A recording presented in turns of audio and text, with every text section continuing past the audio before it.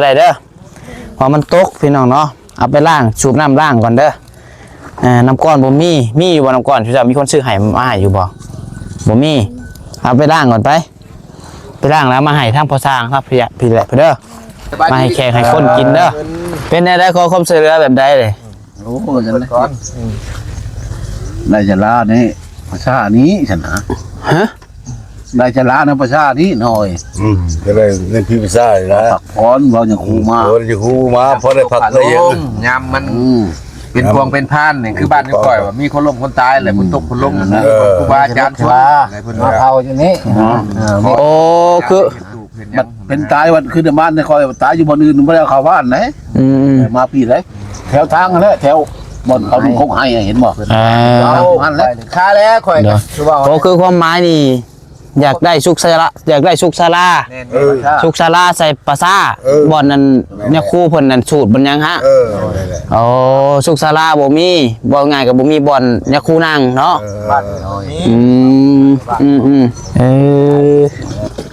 แต่แพงอะไรนี่เนาะมันซื้อยังอันนี้ซื้อมาซื้อมาบ่ปั๊มหมึกซิมบ่เที่ยงโตตัวนี้มื้อนี้นะเพราะว่ามันอากาศมันหนาวไงมุนทวีตื่นจักโมงโอ้7 โมงแล้ว6 โมงมานอนน้ำเชี่ยวเมื่อคืนนอนอยู่น้ำไผ่ผมมีมันนอนว่าย่านผีป่ะบ่บุญบ่ไม่ก็เอาเลยก็พี่ภาษาจริงหน่อยเฮ้ยลูกเอาส่วนอันนั้นต้นเมาจุ่ม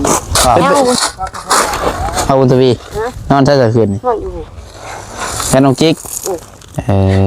หัวหมูกับบ่มีผมกับบ่มี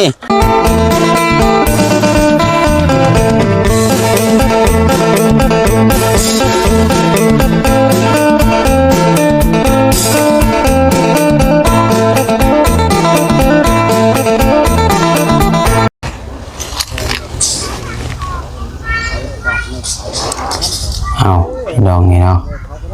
เปิดคลิปเปิดภาพมาในมือนี้เสาร์วันศุกร์พี่น้องเนาะป้าเฮือนน้องอูน้องเอถือว่าเสาสี่ตรงเยิงพี่น้องเนาะมาประทานซ้ำพี่น้องตอนยกก็ได้ต้องบัดใส่มาหอดพี่กับพอดี10 โมงพี่น้องเนาะ10 โมงตรงพอดี10 โมงพี่น้องว่าจะขึ้นมาแต่เช้าแต่ว่าแวพุ่นแวพี่ซื้อนั่นซื้อนี่เพียงเนาะไปซื้อเครื่องซื้อของหลายบอนก็เลยขึ้นมาหอดพี่กับพอดี10 โมงตื่นแต่6-7 โมงพอได้พี่น้องมื้อนี้เนาะหมดเป็นยังบ่ทันกับเบิ่งตำลังจากเพิ่นแต่ว่าน่ามีแต่น่าจะยกแล้วแต่ว่าเทนี่คือสิย่างดอกเบิ่งทรงพี่น้องเนาะกับทักทายสบายดีสวัสดีพ่อแม่พี่น้อง FC เบิร์ดสุคนสมองสุบอนบ่ว่าสิอยู่ฝั่งลาวฝั่งไทยและก็อยู่ทางต่างประเทศเนาะก็ยินดีต้อนรับเข้าสู่ช่องสายโกกสายบุญขอพบพ่อกับน้องบัดไซอีกแล้วพี่น้องเนาะเอาพี่น้องเอ้ยมื้อนี้ก็มื้องามยามดีมื้อ4วันซอกประกอบวันงามก็เป็นอีกหนึ่งครอบครัวนะพี่น้องที่ว่าทางทีมงานทางไอดีเพิ่นได้ปลูกสร้างเฮือนตั้งเสาเฮือนให้พี่น้องเนาะเป็นหนึ่งครอบครัวหนึ่งพี่น้องเนาะก็ดีใจนำทางน้องๆเพิ่นพี่น้องแต่ว่าทางงบน้องบัดไซนี่บ่มีพี่น้องงบเพื่อนงบซ่านนี่บ่มีบางทีมีผู้รักผู้ใหญ่เข้ามาเบิ่งแล้วอยากซอยเรืออันใดพี่น้องเนาะติดต่อมาได้เด้อพี่น้องเด้อเพราะว่าทางเพื่อนน้องๆเพิ่นนี่ก็ตามที่ได้ยินมาก็มีแต่ตั้งเสาเทคานพี่น้องเนาะยังขาดหลายอย่างแห้งพี่น้องว่าจะเป็นพวกหลังขอบหลังคาเอาดินเข่านั่นนี่ก่อปอกปูนทุกอย่างนั่นแหละพี่น้องเนาะยังขาดหลายแห้งพี่น้องบางทีมีผู้ใหญ่อยากซอยพี่น้องเนาะผู้เล็กละน้อยผู้ละ1,000-2,000ขอตู้สิ่งของก็ได้พี่น้องเอาวันนี้เรามาใส่ขึ้นมากก็ขึ้นมาผู้เดียวคือเก่าพี่น้องเนาะลูกชายเดียวมาใส่แม่ครูใจนี่แหละพี่น้องเนาะขึ้นมากก็เครื่องของเต็มพี่น้อง กระเป๋านี่บ่แม่นว่ากระเป๋าของน้องปัจจัยแต่เพียงเนาะแต่ว่าบ่บอกว่าเป็นกระเป๋าไผพี่น้องเนาะกระเป๋าปริศนาว่าซั่นซะมักใหญ่พี่น้องเนาะทางในนี่มีเครื่องปริศนาอีกข้างในนี่ ให้ FC รุ่นน้ำก่อนพี่น้องเนาะว่าสิเป็นของไผทางน้องๆเพิ่นโอ้ยซื้อเป๊ปซี่มากกับซื้อเป๊ปซี่กับน้ำก้อนมากกับบริกินซ้ำพี่น้องเนาะน้ำก้อนเบิ้งโผทงขาดพี่น้องเอ้ยนี่ห่อยใส่อันนี้รู้โอ้ขี่รถเข้ามาหอดทางในขี่หอดแล้วขี่หอดเพื่อนน้องๆพอดาพุระทงขาดลงปุ๊โหลดน้ำก้อนแตกกระจายพี่น้องเนาะใครแต่เป๊ปซี่บ่แตกมันชอบ ไม่ยังมันสอด ยังคาตุกน้ำ ฮะตุ้งน้ำซอดบ่ เป็นหยาด โอ้ตุ้งน้ำอ้ายเนี่ยตัวนี้ก็เกือบเฮียเอาไปยังเนาะ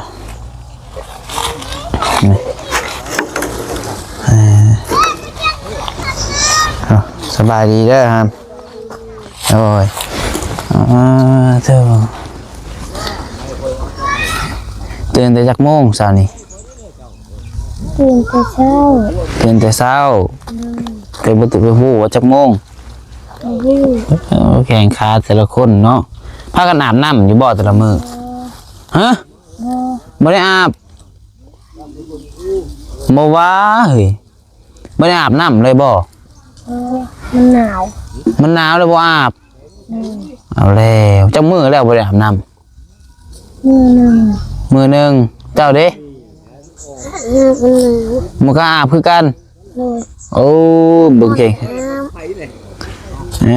คือบ่อาบตอนเว้นขันมันหนาวก็อาบตอนเว้นไง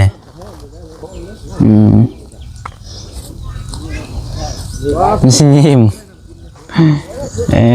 เรื่องแข่งขาแต่ละคนเป็นยังไงไล่ให้กวาดพี่ช่างอันนี้โอ้น้ำบ่อาบแข่งกระแตกแข่งกระไล่เรื่องหน้าก็แตกอยู่นะถ้ากันอาบน้ำเด้อบ่รอได้บ่อาบน้ำผมมีคนจะใกล้ได้แขวได้พัดอยู่บ่พัดเด้อแขวกันเด้ออาบน้ำพัดแขวข้างในได้เพิ่นยุกแล้วแต่โดนแล้วบ่นี่เช้าพุ่นแต่เช้าพูโอ้ไวอยู่ดีเนาะจวดเลยพี่น้องเลยเอาดีใจนำเด้อดีใจอยู่บ่เอาได้ยังเห็ดสู่คนกินมื้อนี่ไก่ลูกตัวไก่เป็ดกับไก่แขกคนมหาลายบ่มายุกซอยนี่มหาลายโอ้เมื่อน้ำเนแล้วเพิ่นกินข้าวกินน้ำนะบ่ซะยอแล้วแต่ว่ายังกำลังเฮ็ดกินบ่มันคนเพิ่นพาว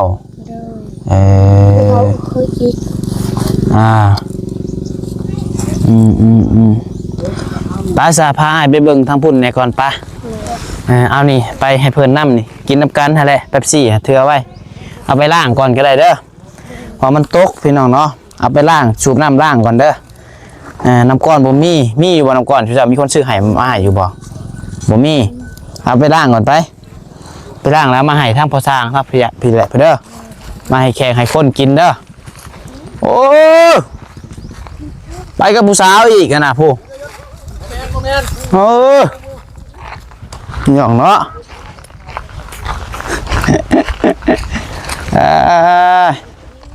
เบิ่งครับ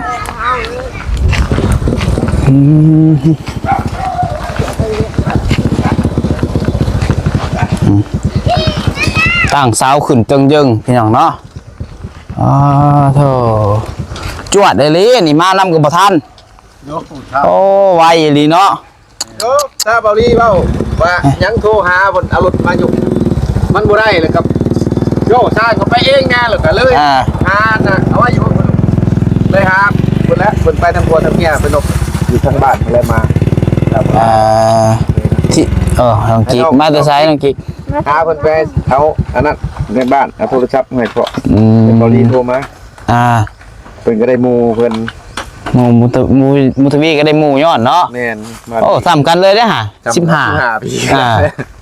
ข่อยก็อุกใจอยู่ อุ่นใจยัง ว่าบุกก็ได้หมู่ซ้ำกันหั่นนะ บ่ในอื่นก็บ่เป็นหยัง หมู่คนยิ่งเนาะ บ่ดีใจแนวหนึงดีใจเพราะว่าเป็นเวียกช่วยเพราะว่ามาช่วยกันช่วยเพิ่นและ กิกนี่บ่ แม่นก็มาช่วยกันนี่แหละพอได้เป็นหมู่พอบ่อันนั้นอยู่บน เลย เป็นน้องๆกันยังน้อยแน่หั่นนะอะไรกันเลยช่วยกัน ดีแล้วพอได้เห็ดอยู่เห็ดกิน เฮ็ดเวียกเฮ็ดงาน อืม ช่วยกัน บางทีบ่มีเงินซื้อบัตรโทรศัพท์ก็พอเติมให้เพราะว่า เงินไปให้แล้ว โดย อยู่ร่วมกันก็โยกเผลอๆก็ได้ยินเงินติดถงคือบุญทวีและบุญทวีในห่วย เวลาเห็ดเวียกซอยเจ้านี่บ่ ซอยนี่แหละมื้อวานนี่ก็บ่เห็นบ่มักกะทันเจ้าบ่ได้มาบ่วัน มาอยู่ มักกะทันเพิ่นแล้วกินสมกินหยังกับเพิ่น เอ แล้ว อ ยังลูกเอ้ามันยังกัน เป๊ปซี่เฮาซื้อมาแต่ว่า ขอบใจ น้ำก้อนพร้อม อืม แต่ว่าลูกกลางทางสิฮอดเลยลูกกลางทางน้ำก้อนน่ะกิ้งกลุ่มเนี่ยลูก มีแต่ว่าเขานั่นกัน มาชมเด้อเข้าใจเอ้ย โดยให้บุญทวี นุ่งๆเลยโว้ยเจ้า บุญทวีไปซื้อเอา ฟังคนเว้าว่าสิได้ขึ้นในต้น1 2ต้นก็อย่าโอ้ยบ่ใครวะ ไผว่าว่าคือต้น2ต้น บอกความหมายยันบ่มีคนเนาะพ่อใหญ่เนาะ อืม พี่มันทางโยพี่แล้ว โดยได้แล้วบ่เป็นหยังตามสบาย เขาก็สบาย อ่า บอกก่อนอันนี้อาเจ้าเย็นครับเพิ่นมีแต่ป้าแต่ลุงผู้เฒ่าไม่เฒ่านะ ที่แรกทางเบาลี่ว่าเสียรถมายกเพราะว่าทั้งคณะนาพอในเฮือนแล้วว่ายันคนบ่ได้เขาไปตัดน้อยเขาไปก็ได้เจือบุญเพิ่นนั่นแหละก็สิเว้าแหละ จะคนมื้อเช้านี่ โอ้หลายเติบเลย ฮอดบ่10เช้าบ่ฮอด 10 10 ไปแล้วเว้ยเจ้าบ่นับ10ไปเนาะ13เนาะนี่บุญทวีนี่นับได้ ประมาณ13ผู้เนาะแต่ว่าเพิ่นเฮ็ดให้ชุมเฮาหามมาป้าตั้งเสาเฮาก็ดีใจเลยนะ เนาะซั่นน่ะบ่ได้แม่นง่ายเนาะ โอ้ยท่านบ่เป็นไงว่าซ้ำนี่ยังบ่แล้วพอรีว่าเอา2ต้นเด้อมันบ่ขึ้นหรือว่าต้นนึงแล้วสิไปหาหลุดให้พ่อนี่กลับไปหาหลุดอีกโอ้จักเขาก็เวียกเขาเนาะ ว่าสิยกเอาจักเอามื้อเอาวันก่อนที่แรกก็บัดนี้ได้คน คือว่าก็ว่ามื้องามยามดีขนาดเด้ เอาหลาย มาหลายดีแหละเนาะซั่นแหละเกือบพอสร้างกับน้องบุญทวีเนาะงานหนักงี้ นักแล้ว ดีแต่ว่าน้องๆเพิ่นก็บุญมีแล้วนี่ บุญมีแหละ มีคนมาซอยเนาะ โอ้ย ซั่นแหละแขกคน ได้เบิดแล้วบ่ อ่า ย้ายเบิดนี่แหละเฮาก็เป็นพี่เป็นน้องกันละ อืม เบิ่ง เพลงกันเนาะ แข่งกัน นี่แหละ เขาคิดว่าห้วยผู้ทงท้องชนคิดว่าหัวหน้านายบ้านบ่เลขาบ่วะเห็นบ่เพิ่นลมเผาๆ เพิ่นถือภาพจักบุญทองโซนเนาะ สบายดีเพิ่นเด้อสบายดีนะพ่อใหญ่เอ้ย โดยสบายดีพอโดยบ่เป็นหยัง อยากไปหาผู้เฒ่าก่อนโอ้ย โดยอยากไปหาตู้ก้อน FC ตู้ก้อนบ่เออ จะไปหาเพิ่น เพิ่นกินกันนะเรา เราได้เป็ดได้เก้า อยากเป็นเอาวิซ่ามลาวบ่คือเอาไปเอาของ นางลิ้นน้ำข่อยก็ดีใจ โดย เนี่ยเพิ่นเบิ่ง จังหวะนี่แหละตู้ก้อนเฮาก็บ่เคยไปหาดอกเขาได้ยินแต่ในเฟซในไลน์คือกันนั่นแหละเฮาก็ และลมเพิ่น โดยบ่เป็นหยัง อันนั้นเว้า สบายเราได้เนาะร้านสบาย อันนั้นน่ะน้ำสร้างว่าจะขอความช่วยเหลือว่าช่วยเหลือแบบใดก็ถามเพิ่นทราบไปดีแต่ทุกเจ้าลม เป็นหยังก่อ เพิ่นว่าจะขอความช่วยเหลือนี่แหละพอช่าง ผู้ใด เนาะ ทั้งพ่อพุ่นนี่บ่ สบายดีก็ทุกเจ้าว่าเพิ่น เป็นได้ขอความช่วยเหลือแบบใดเลย โอ้ยฉัน ก่อน นายจะลานี่ภาษานี้ฉันนะ ฮะ นายจะลาในภาษานี้หน่อย ก็ได้เล่นพิซซ่าอยู่นะ ผักพรเราอย่างครูมา โอ้ยจะคูมาพอได้พักได้ยัง ยามมันเป็นพวงเป็นพานนี่คือบ้านนี่ก่อยว่ามีคนล้มคนตายแหละคนตกคนล้มนะครูบาอาจารย์ช่วยอะไรเพิ่นว่า เอาอย่างนี้ โอ้คือ มันเป็นตายวันคือบ้านในคอยตายอยู่บนอื่นไม่ได้เข้าบ้านไหน มาปีไหนแถวทางนั่นแหละแถวบนเขาลุงคงให้เห็นบ่ เอาหันแล้วค่าแล้วข่อยคือว่า โอ้คือความหมายนี่อยากได้สุขศาลาอยากได้สุขศาลาสุขศาลาใส่ปลาซ่าบ่อนนั้นเนี่ยครูเพิ่นนั่นสูตรบ่ยังฮะโอ้สุขศาลาบ่มีบ่ง่ายก็บ่มีบ่อนเนี่ยครูนั่งเนาะ บ้านน้อย มีอะไรกันได้ แล้วอยากขอความช่วยเหลืออยากบางเทื่อมีผู้รักผู้ใหญ่อยากเฮ็ดบุญเนาะว่าง่ายๆก็ อยากเฮ็ดบุญเฮ็ดทานเด็ดว่าง่ายก็คือชุกศาลานี่ก็แบบได้แบบว่า มีแต่เฮาตั้งเสาเนาะตั้งเสาขึ้นแล้วก็มุงหลังคาแล้วก็เทพื้นซื่อ ไม่แหละ ๆสำนั่นเนาะ ขังเมื่อเดียวลูกเอ้ย ฮะ ทั้งหัวทั้งหัว ครั้งหนึ่ง ทั้งนึงเผื่อไว้กดไว้เส้นนั่นเด้ ข้างบอลบอกขอโทษนำบอลปงศพปง พ่อให้รู้จักก่อนกัน นอนฝนตกพาลงยามแรกยามฝนนั่นแหละ บ่ยักคู่มาเลยคนมันสิบ่คุ้มสมุนเอาขังทั้งเมืองหัวเนาะมันเว้นกำแพงนั่นเนี่ยคู่ก็สิเฮาก็บ่ไปเฮ็ดกันคู่ทั้งพุทธนะนะ ข้างนี่ข้างแบบใด แบบพังกำแพงนะ เรียกที่ก็ขังนี่ซื่อ โอ้แบบก่อขึ้น ข้างเดียว ครั้งเดียว เพราะว่าบังบอลเนี่ยคู่มาอาจารย์ทั่วมาแต่บอลอื่น สูตรมานี่บัด บ่อยลวงข้างหลังเพิ่นนะ มาฝนตกพาลงยามแรกยามยังพัดใครอยู่ยามฝนมาตากฝนเพื่อขบงันเด้ชอบมาเป็นจะว่าคนล้มคนตายเพิ่นบ่ได้เอาเข้าบ้านเพิ่นเอานะพระเพิ่นชาวดินนี่งานแบบนี้นะพยางวันนี้แล้วเนี่ย มา นะ คำก็ได้ว่างั้นอยู่คำเลยเขาบอกสมุนว่าตายอยู่ เราทำก็เพิ่นบอกดอก ให้ทุกคนแล้วทั้งลูกมาผม โดย ให้เจ้า เพราะว่าง่ายๆคือทางพ่อเป็นยังเป็นในบ้านบ่เคยเป็นหยัง บ่เลยเป็นคนธรรมดาเนี่ย คนธรรมดาอยู่ในบ้านนี้เนี่ยอยากขอความช่วยเหลือ ความช่วยเหลือเฮ็ดนั่นหยังก็เว้ากินเนี่ยเฮ็ดจะเฮ็ดชุกศาลาเนาะเฮ็ดชุกศาลาให้บ้านนี้พี่น้องเนาะเพราะว่าปราสาทเพิ่นบ่มีชุกศาลาเพิ่นว่า โดย เอาพี่น้องเอ้ยบางเทื่อมีผู้หลักผู้ใหญ่เข้ามาเห็นคลิปนี้เนาะอยากช่วยเหลืออยากบริจาคสมทบกันว่าซั่นซะพี่น้องเอ้ยคือว่ามีผู้ใดอยากหับผู้เดียวก็ยินดีเด้อพี่น้องเด้อเนาะว่าอยากทำบุญพี่น้องเอ้ย โดย อันนี้ก็ทำบุญได้นี่เนาะเฮ็ดได้บุญหลายได้เฮ็ดสุขศาลาเนาะ ทำหมดแล้ว สุขศาลาเวลาว่าง่ายกับเวลาคนตายพี่น้องเนาะเวลาคนตายแหละ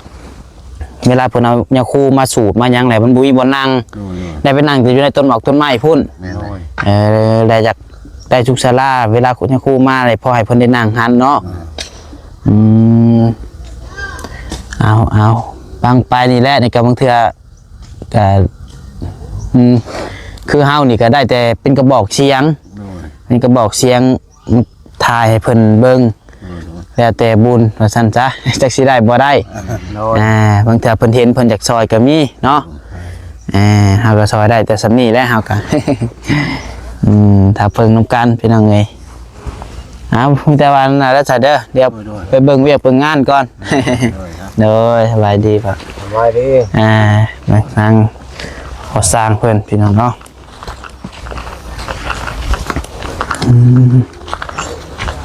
นี่ผสมปูน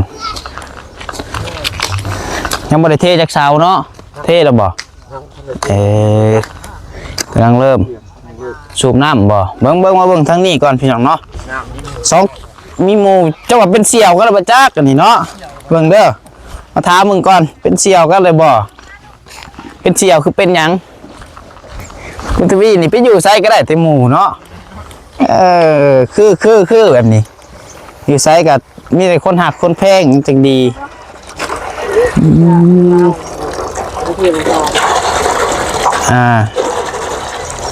มาซอยกันนั่นเองก็หน่อยพอได้เงินซื้อบัตรเนาะสูบน้ำสูบในช่วยเพิ่นกินข้าวแล้วบ่พากินข้าวแล้วยังไม่ได้กิน เขากินแล้ว ข้าวเศร้าหาเลย กินแล้วเขาทำเขาพ่อมั้งถูกไม่เห็นเดียว เขียนกันไอ้พี่ดูน้องจิ๊กกับพี่ยืดพี่ทำหวังแน่FC บ่จื้อได้เว้นกันโดนเติบเนาะเป็นหมู่กันแล้วบ่มาช่องมืดได้หมู่เลยเนาะคุณทวีเป็นหมู่คือเป็นเสี่ยวเป็นเสี่ยวบ่เสี่ยวกับมันต้องแบบหักแพงกันเลยได้เสี่ยวคือคันว่าเสี่ยวกระดำหมู่นี่แบบกำลังเริ่มรู้จักกันตกลงเป็นเสี่ยวกันเลยบ่ซะ ยังเคินกันอยู่พี่น้องเนาะเคินวิสร้างเป็นหมู่กันมันสิเคินยิพลุดคู่ก็มีอันเดียวบ่โอ้ได้บัวผู้นางเอาบัวผู้มาตักนำกันไป เอาบัวหมูก็ได้มันจังไวหิวเทอละคู่บ่เต็มง่ายได้น่ะ ทางนี้ลูกไป เอาบัวยังมานำก็ได้ บอกไว้ อืม บอกว่าเจ้าเอาหินไป เนี่ยว่านี่จะมาชื่อหยังตัวน่ะชื่ออาเออมาไผนี่มาเจ้าไม่ได้มางามแท้บ่ก็ได้มางามแท้คอยขอได้บ่ขอบ่ได้โอ้ได้มางามแท้นี่เนาะสายฟ้าเห็นจะว่าสายฟ้าอยากได้มันจักนี่ขอซื้อได้บ่ ขอได้อยู่ ขอซื้อขอละล่าได้บ่ฮะ ได้ ขอลาก็ได้ใช่เมื่อกี้บ่ได้อย่าไปยิกมันแล้วมันจะห้องอ่ะมีจักโตมาเจ้า โอ้โห ช่องโต โตเติบ เอ้ยพี่น้องเนาะแต่แห้งก็เล่นยังบ่มือเฮาตาไปดินมันเด้อโอ้ยมันตายเลย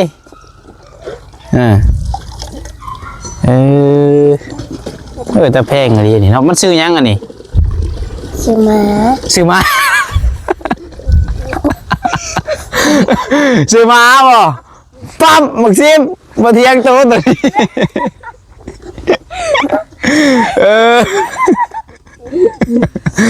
มันมีซื้อบ่แล้วเราตั้งซื้อให้มันเจ้าซื้ออาอันนี้ซื้อมาเนาะแล้วเราตั้งซื้อให้มันบักขาวบ่ผู้คือแม่ตัวผู้คือตัวแม่เนี่ยบ่หามตัวผู้คือตัวแม่ คิดว่าอะไรบ้าง ฮะตัวแม่คือตัวผู้ ตัวผู้ บ่ฮู้ซ้ำว้าว ตัวผู้เหรอ ใส่บักขาวได้นี่เนาะโอ้จับมาลายเด้อลิ้นมันลายเด้อไอ้ เพื่อนที่ว่าน้ำอยู่ได้พี่น้องมาหาเด็กหน่อยนี่เนาะน้องเพิ่นกับเพิ่นเจอว่าพี่น้องเนาะว่าได้หัวได้ขนาดน้ำพี่น้องไง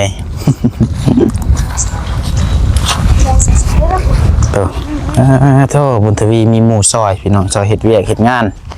มันก็คือแล้วแบบนี้เนาะก็บ่เมื่อยแล้วเฮ็ดเวียกกะเมื่อกี้นี่ก็ซ่อนรถจักรไปทำกันบ่พากันไปไซกี่นี่เป็นไงเนาะ ยังกำลัง แล้วซ้ำให้บ่สร้าง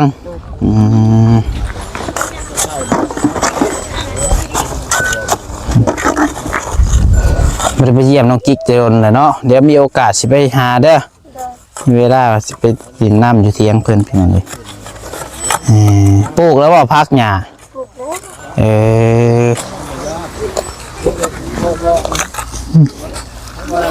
น้องกิ๊กก็เป็นอีกครอบครัวหนึ่งถ้าหากผู้ใดติดตามกับเชียนนี่ดอกเพียงเนาะเคยซอยเรือพี่น้องเลยมีนุ่งเลยบ่ต่างมีนุ่งเลยบ่ ว่ามานั่งปลาไหว้นะเอาหินลงปลาไหว้ก่อนลูกเอาเห็ดเสาแล้วก่อนตั้งเสาของไว้นี่ยังกินข้าวอยู่ห้องไปว่ามันจะขึ้นช่วยแน่มือนี้เนี่ยเพราะว่ามันอากาศมันหนาวไง มุทวีตื่นจากโมง โอ้7 โมงแล้ว 6 โมง มานอนน้ำเชียวเมื่อคืน ไปนอนอยู่น้ำพาย ผมมีมันนอนมายันผีป่ะมาบุญบ่มา เล็กว่าเอาเลยเลย ก็ มีภาษาอีกหน่อย เดี๋ยวลูกเอาส่วนอันนั้นต้นมอส่วนหน่อย เอาเขาก็ไปช่วยประตูกับพ่อย่างกับพ่อไปเขาไป ไปใส่ มีปูน มีภาษา ไปเห็นยังภาษา ขี่ ไปเบิ่งพี พอบุญแล้วมาช่วย คืนนี้จะไปนอนใช่ใช่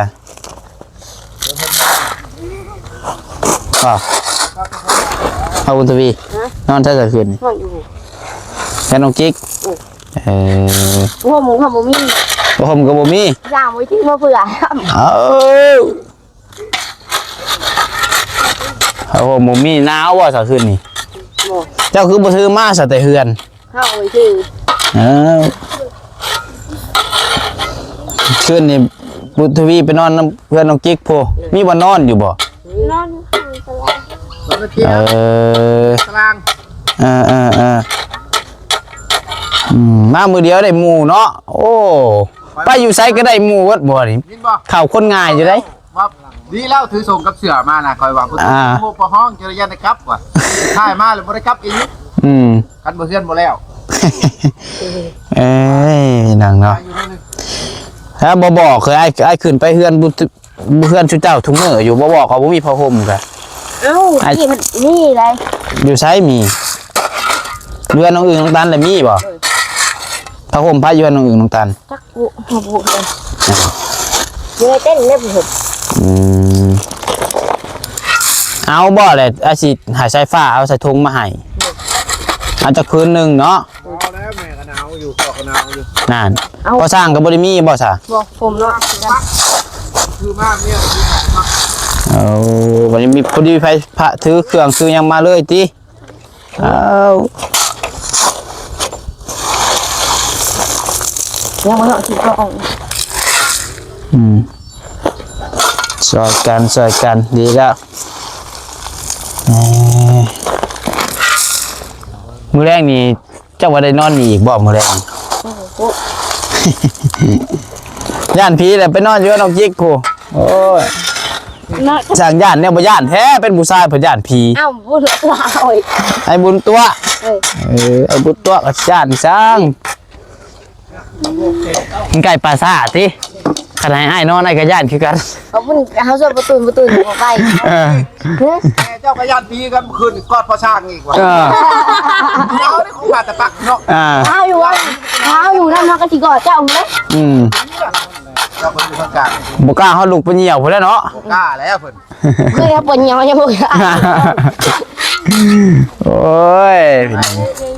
งานประดินเพิ่นก็พ่อแม่เพิ่นมีอยู่กันแหละ อืม นอนอยู่เตียงนอนของไว้ แล้วเพราะว่าน้องกิ๊กเพิ่นก็อยู่กับครอบครัวเพิ่นเนาะ ก็เอื้อยแท้อยู่หั่นก็หลายคนอยู่ดอก ยันได้พี่เข้าใจผิดบ่ เอ เอ อ อ เพราะว่าอยู่ให้ ว่าดอกเพิ่น ไปนอนตัวที่พะนะ จริงก็นอนนำกันอยู่นี่ก็ได้อยู่แต่ว่ามันก็บ่นอนก็มันก็จะมันหนาวมันหยัง โดย เพิ่นว่ามีผ้าห่มแน่เลยให้เพิ่นนอนอยู่หั่น เพราะว่าเจ้าของเที่ยงเพิ่นก็